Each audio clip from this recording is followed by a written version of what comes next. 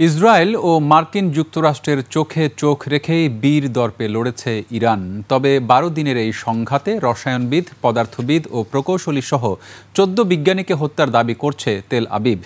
পরমাণু কর্মসূচিতে এটি বড় ধাক্কা হলেও তা কাটিয়ে উঠতে চাইছে খামেনির ইরান। বিস্তারিত ডেস্ক রিপোর্টে।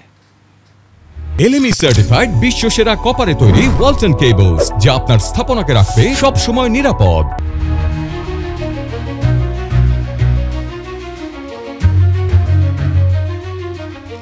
আমেরিকা অপারেশন মিডনাইট হ্যামারে যোগ দিতেই মধ্যপ্রাচ্যের সংঘাত বিশ্বব্যাপী যুদ্ধের আশঙ্কা তৈরি করেছিল। তবে আপাতত স্বস্তিতে বিশ্ব। গত ১২ দিনে ইরান ইসরায়েল যুদ্ধ নারকীয় মোড় নেয়। আর এই ১২ দিনের সংঘাতে ইরানের অন্তত ১৪ বিজ্ঞানীকে হত্যা করার দাবি করেছে ইসরায়েল। তাদের মধ্যে রসায়নবিদ, পদার্থবিদ ও প্রকৌশলী আছেন।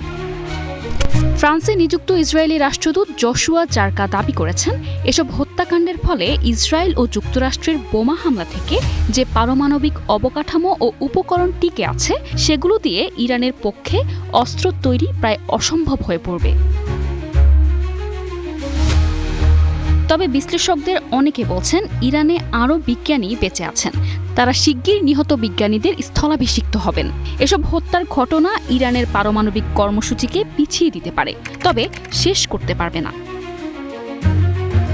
১৩ জুন ইরানে হামলা চালায় ইসরায়েল। জবাবে ইসরায়েলে পাল্টা হামলা শুরু করে ইরান।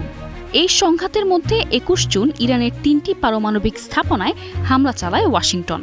হামলা কেবল তেহরানের কাছেই নয়, বরং বিশ্ববাসীর কাছে প্রমাণ করেছে যে ওয়াশিংটন তেল আবিবের পাশে দৃঢ়ভাবে দাঁড়িয়েছে।